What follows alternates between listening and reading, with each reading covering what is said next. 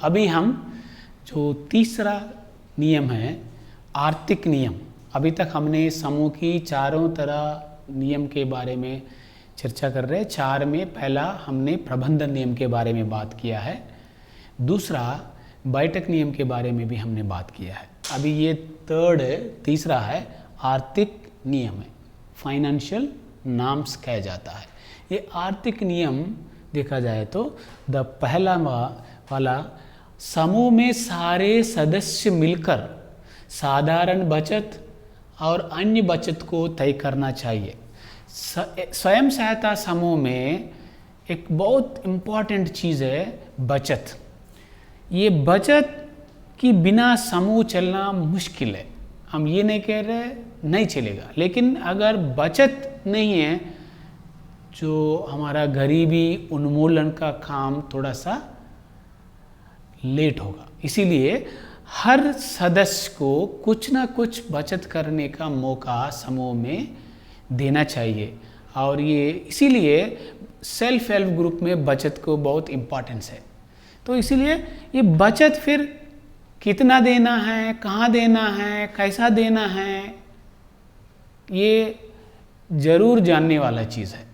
हाँ, बचत का निर्धारण कैसे होगा, कौन करेगा?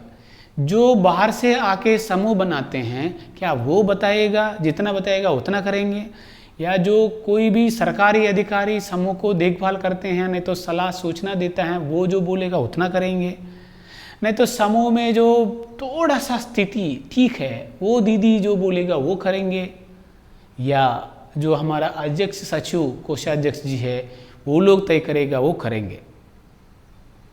नहीं, ये सब नहीं। जो बचत का तय करने के लिए एक तरीका होता है, ये वो तरीका है सभी सदस्य बैठक में बैठ के सभी का आर्थिक स्थिति पर चर्चा करना चाहिए। बचत तय करने से पहले बचत तय करने के लिए ही चर्चा करना चाहिए, क्योंकि सब 12-13 लोगों में, नहीं तो 14-15 लोगों में सबसे खराब आर्थिक स्थिति किसका है, उस दीदी को हर एक बैठक में कितना बचत करने का क्षमता है, प्रत्येक बैठक में कितना बचत करने का क्षमता है, उसी की हिसाब से हम समूह में बचत का निर्धारण करना उचित है। क्योंकि कोई दीदी को हर सप्ताह 20 रुपया करने की क्षमता है, दूसरा दीदी को 15, तीसरा दीदी को 15, और एक ऐसी दीदी है जिसके पास बहुत समस्या है, घर में बहुत सारे परेशानी हैं, अति गरीब परिवार की दीदी है, तो वो दीदी सिर्फ 10 रुपया कर सकते हैं। अगर हम समूह में बचत 20 रुपये के हिसाब से तय करें तो वो दीदी दे नहीं पाती हैं, और 1-2 बैठक में शायद वो आते हैं, इधर उधर पूछ के लेके आते हैं, वहाँ पे जमा करते हैं, लेकिन 3-4 मीटिंग के बाद वो बिल्कुल बैठक में आना ही बंद करता है, वो छूट जाता है बैठक से। ये बहुत खतरनाक बन सकता है हमारा समूह के लिए। इसीलिए क्या करना है, सबसे ज़रूरतमंद, सबसे कम आर्थिक स्थिति में जो दीदी रहता है उसका घर में जो उसका क्षमता कितना होता है, अगर 10 रुपया है तो उसी का हिसाब से निर्धारण करना। अगर वो 10 रुपया निर्धारण किए तो 15 देने वाले को कोई दिक्कत नहीं है, जो 20 देने वाले को कोई भी दिक्कत नहीं है, आराम से वो दे सकते हैं। अगर 20 करे ये 2-3 दीदी को दिक्कत होता है।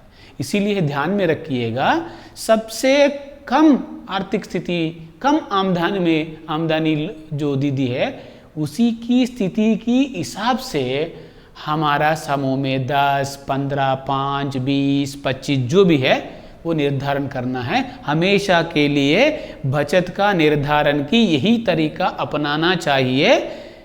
सब समूह में सबसे कम जो बचत करती है महिला, उस महिला की अनुसार हम बचत करना है, उसमें कोई दूसरी चर्चा का ज़रूरत नहीं है। हाँ, ये बचत हर साल बचत को में बढ़ोतरी ला सकते हैं। कैसे? सदस्यों को कुछ ना कुछ आजीविका बढ़ाने की उपाय में समूह की द्वारा सहायता करते हुए सभी सदस्यों का आय थोड़ा सा बढ़ गए तो सभी सदस्य बैठ के 15 रुपये को 20 में बदल सकते हैं, 10 को 15 में भी कर सकते हैं।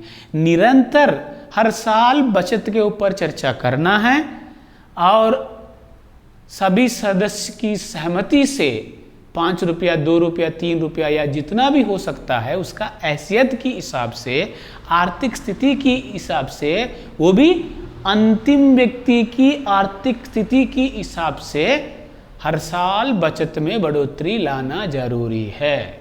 ये ध्यान में रखना है, वो नियम रखना है। जितना ये सब की सहमति से ये नियम बनाना है। हम सब मिलके इतना करना चाहते हैं, अगर नियम बन लिया वो नियम को पालन करना जरूरी है। हाँ, और समूह में अन्य बचत, ये है जरूरी बचत बोला जाता है।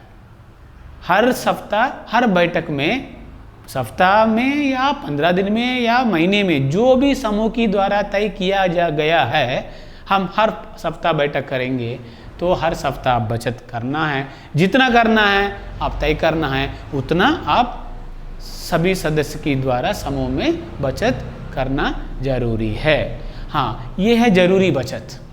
सभी सदस्य जरूर करने वाला बचत को जरूरी बचत बोला जाता है। इसके अलावा भी कुछ बचत कर सकते हैं हम। ये समूह की जो आर्थिक स्थिति के बारे में, फाइनेंशियल मैनेजमेंट के बारे में जब हम बात करते हैं तब हम जरूर आपको बताएंगे। अभी तक तो ये जरूरी बचत का बात आप ध्यान में रखिए, वो ऐसा तय करना चाहिए, वो नियम अनुसार सभी दीदी बैठक में ही ये देना चाहिए।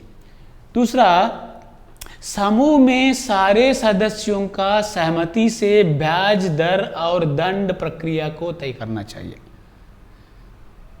न सिर्फ बचत सबके सामने तय करना नहीं, समूह की बैठक में क्या करना है, ब्याज दर भी, जो भी समूह की द्वारा सदस्यों का जरूरत पर ऋण दिया जाता है, कितने तरह की ऋण देना है वो भी तय करना है। यानी कि कोई दीदी पूछते हैं कंजम्पशन के लिए, मतलब खाना पानी के लिए, बीमारी के लिए और त्योहार मनाने के लिए, अलग अलग तरीके की, यानी कि कंजम्पशन के लिए। दूसरा है कुछ इमरजेंसी के लिए, हेल्थ, जो स्वास्थ्य संबंधित ज़रूरत के लिए कुछ दीदी लोग पूछते हैं ऋण। और कुछ लोग ये भी पूछते हैं अपना आजीविका बढ़ाने के लिए, छोटा मोटा खेती बाड़ी करने के लिए, और थोड़ा सा कुछ उपाय आजीविका, कुछ ऑटो खरीदने के लिए, कुछ चक्की का मशीन चलाने के रखने के लिए, शादी करने के लिए, मतलब अलग अलग तरीके की, जो घर बनाने के लिए अलग अलग तरीके की ज़रूरत होता है। तो किसी भी तरह की ज़रूरत पर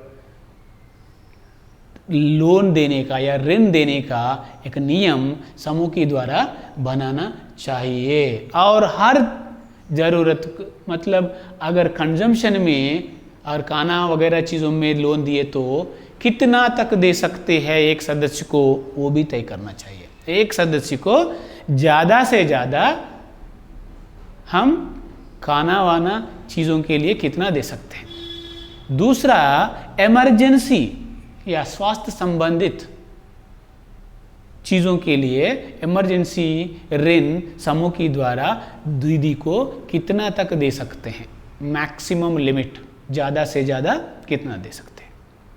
तीसरा, आजीविका बढ़ाने के काम के लिए एक दीदी को कितना ज़्यादा से ज़्यादा दे सकते हैं, ये फिक्स करना है। 3 तरह की, कंजम्पशन को कितना देना है और इमरजेंसी में कितना ज़्यादा से ज़्यादा दे सकते हैं, और आजीविका बढ़ाने के लिए कितना से कितना ज़्यादा दे सकते हैं। पहले ही नियम रखना चाहिए, नहीं तो बाद में अगर एक दीदी को 15 दे देंगे, एक दीदी को 20 दे देंगे, एक दीदी को 35 दे देंगे तो झगड़ा हो जाएगा। एक लिमिट फिक्स करके रखना चाहिए, इतना से इतना दे देंगे। उस लिमिट के अंदर जितना भी आप समूह के द्वारा दे सकते हैं, इसीलिए उसका और हर एक जो ज़रूरत के ऊपर जितना कितना ब्याज हम रखेंगे ये भी तय करेंगे। अभी बैंक में देखा जाए तो एक एक बैंक अपना ऋण की जो ब्याज लेते हैं वो कोई बैंक 11 में देते हैं, कोई बैंक 12% में देते हैं, कोई बैंक 13% में देते हैं। अलग अलग जो ब्याज दर उसको रहता है। तो इसीलिए आप समूह में कितना ब्याज दर रखना चाहते हैं वो भी आप समूह के में दीदी लोगों से चर्चा करके तय करना चाहिए, वो नियम में लिखना चाहिए। अगर शादी के लिए दिए तो इतना ब्याज दर ले लेंगे, खाना को दिए तो इतना ब्याज, और कोई आजीविका के लिए तो इतना ब्याज, और स्वास्थ्य संबंधित चीज़ों को दिए तो इतना ब्याज। लेकिन शुरुआत तौर पर आप सब थोड़ा सा ध्यान में रखना चाहिए, शायद इमरजेंसी वाले चीज़ों को छोड़ के बाकी सब चीज़ को एक ही तरह की अगर ब्याज दर अगर आप तय करें थोड़ा सा समूह के लिए अच्छा होगा, आपसी में वाद विवाद नहीं होगा, ये ध्यान में रखिए। लेकिन अंतिम निर्णय समूह की दीदी का हाथ में रहता है, ठीक है। ये ब्याज दर का नियम। और दंड भी, हाँ, मान के चलेंगे दंड कितना रखना चाहिए। हम बात किया है, फाइनल करना है कि अगर बैठक नियम के अनुसार हर दीदी प्रत्येक बैठक में हाजिर होना चाहिए। अगर समय पर आए तो ठीक है, अगर समय पर नहीं आए, लेट से आए तो कितना दंड लेना चाहिए। अगर बिल्कुल बैठक में नहीं आया तो कितना दंड लेना चाहिए। जब लेट आया उस वक्त हम तय नहीं करना चाहिए। अगर वो एक दीदी से 10 रुपया लिया, दूसरा दीदी से 15 लिया, तीसरा दीदी से 30 लिया, तो ये हमारा समूह में आपसी विवाद तैयार करता है। इसीलिए पहले ही नियम में लिखना है किस चीज़ के लिए, कौन सा नियम तोड़ने से कितना हम उनको दंड लगाना है। हाँ, बचत सही, हम एक जरूरी बचत के बारे में एक नियम रखे हैं। वो मान के चले एक समूह ने 10 रुपया हर हफ्ता बचत करने के लिए तय किया है। अगर कोई दीदी उसको पालन ना करे, इसका मतलब बचत सही से नहीं दिए, तो कितना उसको ऊपर दंड लगाना चाहिए, ये भी पहले तय होना चाहिए। और जो दीदी किस्त अनुसार वापसी नहीं किए हैं तो उसके ऊपर कितना दंड लगाना चाहिए। तो अगर गैर हाजिरी पे कितना, लेट हाजिरी पे कितना, अगर बचत नहीं करने से कितना, अगर वापसी सही से नहीं करने से कितना, और कोई काम हम करने के लिए सबको बुलाया गया है, कोई दीदी नहीं आया तो कितना, यानी कि प्रशिक्षण में हाजिर नहीं हुआ कितना। मतलब कितने तरह की नियम आपने तैयार किया, वो नियम सब पालन करना है। अगर कोई पालन नहीं करेगा तो कौन सा नियम पालन नहीं करने से कितना दंड लगाना है, ये भी पहले ही सबकी सहमति से तय करके रखे, तो जब कोई नियम तोड़ेगा तब आराम से वो लोग दंड देना ही पड़ता है, कोई वाद विवाद नहीं रहेगा। जो भी नियम तोड़े वो उतना, जितना एसएजी ने तय किया उतना ही देना पड़ता है। इसीलिए समानता भी होगा, आपसी झगड़ा वाद विवाद नहीं होगा। इसलिए ये भी एक नियम है, तय करना है, जरूरी बात है। और जो है, हाँ, बैठक में ही सारे आर्थिक वित्तीय लेन देन करना जरूरी है। समूह का नियम के अनुसार बैठक में ही लेन देन करना है, मतलब पैसा जो भी लेना है या देना है तो बैठक में सबकी आंखों की सामने, सभी दीदी की सामने ही होना चाहिए। बचत हो, ब्याज हो, दंड हो, ऋण वापसी हो और कोई भी अन्य चीज़ हो, पूरा लेन देन सबके सामने ही होना चाहिए। ये भी एक नियम है, उसको जरूर पालन करना चाहिए। हाँ, और पुस्तक संचालक के कामकाज अनुसार उसका कामकाज को समीक्षा करके सब लोग सहमति से उसका मानदेय सबके सामने देना चाहिए। अगर महीने में एक बार देना है तो महीने में एक बार, अगर 6 महीने में एक बार देना है तो 6 महीने में एक बार, जैसा आपने तय किया वैसा। लेकिन जो बुककीपर, जो पुस्तक संचालक सही से काम कर रहे नहीं कर रहे, चर्चा करके अगर सब लोग सहमत हो गया तो उसका मानदेय देना चाहिए। बिना समीक्षा मानदेय नहीं देना चाहिए और सबका सामने देना चाहिए। दो इधर उधर उसको पैसा अध्यक्ष या सचिव को ही देना नहीं है। हाँ, और नेक्स्ट जो हमारा नियम है, आर्थिक नियम या वित्तीय नियम है, समूह ग्राम संगठन के नियम के अनुसार सदस्यता शुल्क और हिस्सा धन जमा करना चाहिए। ग्राम संगठन के बारे में हम थोड़ा सा बात किया गया है इससे पहले। ग्राम संगठन अगर बन गए गांव में, उसके लिए कुछ नियम रहता है, वित्तीय नियम। वो वित्तीय नियम में जो प्रवेश शुल्क और जो मेंबरशिप और जो भी हिस्साधन, जो भी नियम है वित्तीय नियम, वो वित्तीय नियम के अनुसार ग्राम संगठन में हमारा सदस्य, हमारा समूह की जो नेता लोग, सबकी सहमति से जाके वहाँ पे मेंबरशिप समूह को लेना चाहिए। हाँ, और जो 7वां है, हर महीना बैंक में समूह का राशि जमा करने का मौका हर एक समूह, हर एक दीदी को देना चाहिए। मान के चलिए 12 लोग हैं, नहीं तो 13 लोग हैं समूह में, तो पैसा निकासी करने के लिए ऑलरेडी समूह ने नियम रखे हैं कि प्रस्ताव में लिखे हैं, हमारा अगले 2 साल तक फलाना समूह, यानी कि हमारा समूह का जो लेन देन का जो हक है ये 3 लोगों को दिया गया करके प्रस्ताव लिख के बैंक मैनेजर को दिया है। इसका मतलब क्या है, वो 3 लोग लेन देन करना है। लेकिन आप भी जानते हैं बैंक में लेन देन कैसे होता है, तो पैसे निकासी करना है तो जिसको जो जिम्मेदारी दिया गया, जिसका नाम प्रस्ताव में लिखा गया, वही लोग जाना पड़ता है, सिग्नेटर्स बोला जाता है, यानी कि 3 लोग जाना पड़ता है पैसा निकासी करने का। लेकिन पैसा कोई भी आपकी खाता में डाल सकते हैं, जैसा आपकी बचत खाता। तो इसमें ये एक अच्छा नियम है कि हर महीने एक एक सदस्य जो बचा हुआ राशि या बचत राशि बैंक की खाते में डालना है, तो एक एक महीने बारी बारी में एक एक दीदी, समूह की दीदी जाके बैंक में अपनी समूह की खाते में डालना चाहिए। ऐसा करने से हर सदस्य को बैंक के बारे में जानकारी होगा और अगले चरण में अगर वो कोई भी दीदी अगर अध्यक्ष बने या सचिव बने, उन लोगों को बैंक से परिचय हो जाएगा और बैंक देखने से उन लोगों को एक तरह की ज्ञान बढ़ेगा, बैंक में क्या होता है, कैसा होता है, कैसा पैसा डाल सकते हैं, ले सकते हैं, ऐसी प्रशिक्षण भी उन लोगों को अपने आप हो जाता है। इसीलिए एक नियम जरूर रखना चाहिए, हर एक सदस्य बारी बारी में बैंक में जाके पैसा डालना चाहिए। हाँ, निकासी जरूर प्रस्ताव सहित निकासी होना चाहिए। वो हमारा जो दायित्व दिया गया, लोग अध्यक्ष, सचिव, कोषाध्यक्ष ही जाना चाहिए, वो भी प्रस्ताव सहित जाके पैसा लेके आना चाहिए। ये भी एक नियम आप तय करके रखना चाहिए, कौन सा महीना कौन जाएगा।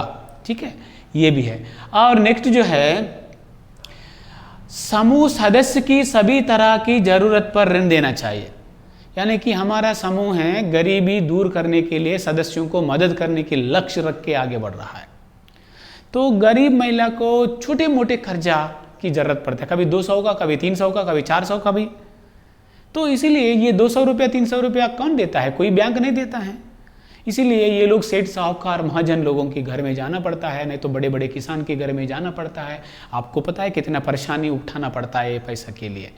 तो इसीलिए ये समूह हर तरह की परेशानी को दूर करने के लिए, चाहे वो इमरजेंसी हो, चाहे वो कंजम्पशन हो, चाहे वो त्योहार मनाना है, चाहे वो शादी हो, चाहे वो जो भी हो, हर तरह की काम के लिए सदस्य को ऋण देने की प्रावधान करके रखना चाहिए। लेकिन इसमें एक नियम रखना है, शादी के लिए देना है तो कितना तक दे सकते हैं, बीमारी के लिए दिए तो कितना तक दे सकते हैं, ठीक है, पढ़ाई के लिए देना है तो कितना तक ज़्यादा से ज़्यादा दे सकते हैं, और आजीविका के लिए ज़्यादा से ज़्यादा कितना दे सकते हैं। ये चीज़ हम बात किया जैसा पहले ही तय करके रख लीजिएगा, आपसी वाद विवाद नहीं हो जाएगा। ये जरूर देना चाहिए। हम ऐसा नहीं बोलना है कि हम ऐसी वाले राशन खरीदने के लिए नहीं देंगे, हम अस्पताल के लिए नहीं देंगे। आप हर चीज़, सदस्य की हर चीज़ के लिए लोन देने के लिए प्रावधान करके रखना चाहिए और उसका लिमिट भी लिख के रखना चाहिए, उसी को पालन करना चाहिए। अगर कोई उसको पालन नहीं करे तो उसके ऊपर चर्चा करना है, वो जो व्यक्ति पालन नहीं करे उनके ऊपर कार्रवाई होना चाहिए। और दूसरा, हाँ, सदस्य की जरूरत पर एक से अधिक ऋण भी दे सकते हैं। आपका एसएचजी का लोन पॉलिसी बोला जाता है, ऋण की योजना। बहुत सारे जगह लोगों को ये समझ में आ रहा है कि एक ही लोन जो दिया है वो लोन जब तक चुकता ना करे तब तक हम नहीं देंगे। ये गलत है। गरीब को हर रोज परेशानी आता है, कौन सा परेशानी कहाँ से आता है किसी को भी पता नहीं है। इसीलिए हर परिवार को दो तीन, अगर जो लोन दिया गया है वो सही से वापस कर रहा है तो दूसरा लोन भी दे सकते हैं और तीसरा लोन भी दे सकते हैं। लेकिन आप तय करके रख लिएगा हर एक व्यक्ति को कम से कम कितना लोन दे सकते हैं। 2 लोन दे सकते हैं या 3 लोन दे सकते हैं, वो आप अपना नियम में लिखिए और वो नियम की हिसाब से हर सदस्य को आप लोन दे सकते हैं। वो आप कोई बाहर के व्यक्ति के सूचना को ऊपर आप डिपेंड नहीं होना चाहिए। आप अपना नियम बनाइए, हम हमारा सदस्यों को 2-3 लोन भी दे देंगे अगर वो दीदी सही से वापसी कर रहा है। हाँ, कभी कभी वापसी में कुछ समस्या आया तो चर्चा करके उसको उपाय निकालना जरूरी है। और हाँ, ये वापसी का भी किस्त जब हम बनाते हैं इसके ऊपर भी हमने ऊपर भी लिखे हैं कौन सा लोन के लिए कितना किस्त देना चाहिए। वो किस्त जो काम कर रहे हैं उसका आय की हिसाब से किस्त तय करना चाहिए। और एक किस्त का जो तय करना, जो सदस्य लोन लेते हैं वो सदस्य और समूह की लोग मिलके किस्त की संख्या तय करना चाहिए। समूह एक तरफ से डिसीजन नहीं लेना चाहिए। जो लोनी है, लोन ले रहा है ऋण, वो मेंबर अपनी क्षमता के हिसाब से और समूह के लोगों से बातचीत करके किस्त की संख्या तय करते हैं और वो जो तय करते हैं उसी को पालन करना जरूरी है। और जो नेक्स्ट जो बात है, ऋण की राशि पर चर्चा करके हर साल ऋण की राशि की संख्या बढ़ाना चाहिए। उदाहरण के लिए हम हेल्थ के लिए शुरुआत तौर पर 5,000 तक हम देते हैं क्योंकि हमारा समूह में ज़्यादा पैसा नहीं है तो अधिकतम हम 5,000 तक देते हैं। लेकिन नेक्स्ट ईयर में, अगले साल में उसको 7,000 तक या 8,000 तक आपकी वित्तीय स्थिति के हिसाब से उसके ऊपर चर्चा करके आप बढ़ाना है। और जो बच्चों का पढ़ाई के लिए आप शुरुआत तौर पर 10,000 तक आप शायद चर्चा किया होगा लेकिन उसको बढ़ा सकते हैं। और आजीविका में आपने 15,000 ज़्यादा से ज़्यादा रखा होगा, उसको 20 भी कर सकते हैं। लेकिन यहाँ पे पॉइंट ये है, नियम ये रखिए, हर साल हमारा जो वित्तीय विषय के लोन की मांग के बारे में चर्चा करेंगे, उसको बढ़ाने का निर्णय करेंगे। और जो भी नेक्स्ट जो पॉइंट है, समूह में सदस्यों को बड़ा ऋण एमसीपी के माध्यम से ही देना चाहिए। आप सुना होगा बड़ा ऋण कभी भी माइक्रो क्रेडिट प्लान यानी कि वित्तीय योजना एक बनता है हर राज्य में, हर समूह को ये पता है, जिसके ऊपर प्रशिक्षण भी सदस्यों को मिलता है। जब भी आप बड़ा लोन लेना है सदस्य, तो सभी समूह को ट्रेनिंग मिलता है ग्राम संगठन के द्वारा, नहीं तो परियोजना के द्वारा। ट्रेनिंग लेने के बाद वो घर बैठ के अपना घर में चर्चा करके उसके बारे में एमसीपी क्या होता है, एमसीपी कैसा बनाते हैं, एमसी में कितना चरण रहता है, एक अलग सा वीडियो हम बनाएंगे एमसीपी के ऊपर, वो उस वीडियो में हम पूरा चर्चा करेंगे। लेकिन जब भी सदस्य को बड़ा ऋण की जरूरत पड़ता है वो ऋण एमसीपी के थ्रू ही देना पड़ता है। मतलब एक योजना, ऋण योजना की योजना बताने के बाद ही बड़ा ऋण देना जरूरी है। विदाउट दैट एमसीपी हम देना नहीं है। और अंत में जो पॉइंट है, 12वां पॉइंट है, समूह का नियम पालन न करने से सदस्यों को अपना ऊपर लागू करने वाले दंड हमने चर्चा किया है, ये भी कितना दंड है ये भी तय करना है। और जो अंतिम शेष राशि, बैठक में अंतिम शेष राशि कितना, हाथ की राशि बोला जाता है, कैश इन हैंड अंग्रेजी में बोलते हैं, कैश इन हैंड, अध्यक्ष के हाथ में कितना तक हम रख सकते हैं, उससे ज़्यादा नहीं रखना है। 200-300 से कभी भी कैश इन हैंड किसी की हाथ में नहीं रखना, लेकिन तय करने का आप है। और बैंक में भी जो आपकी बचत खाता में आपकी राशि आप हर महीने डालना चाहिए, लेकिन तुरंत आप उस राशि को निकासी करके किसी न किसी दीदी का जरूरत पर ऋण देना जरूरी है। हाँ, यहाँ पे हमारा बैंक की बचत खाता में ज़्यादा से ज़्यादा कितना रखेंगे, याद रखिए, ज़्यादा से ज़्यादा कभी भी 1,000 रुपये से ज़्यादा आप अपना बचत खाता में मत रखिए। अगर हो सकता है तो 500 तक ही रखिए, अगर बैंकर नहीं सुने तो 1000 से ज़्यादा मत रखिए। ठीक है, ये दोनों चीज़, हाथ की राशि और बैंक की राशि कितना रखना, ये भी यहीं पे तय होता है। और ये कुछ नियम, आर्थिक नियम के बारे में हमने यहाँ पे आपको बताया है। लेकिन जैसा जैसा समूह आगे बढ़ते हैं, कार्रवाई बढ़ता है, एक्टिविटी बढ़ता है, तो वित्तीय प्रबंधन में और भी नाम यानी कि जो नियम है आप ऐड करना पड़ता है, जोड़ना पड़ता है। लेकिन कोई भी नियम बदलना है तो सबसे चर्चा करके ही आप जोड़ना नहीं तो निकालना कर सकते हैं।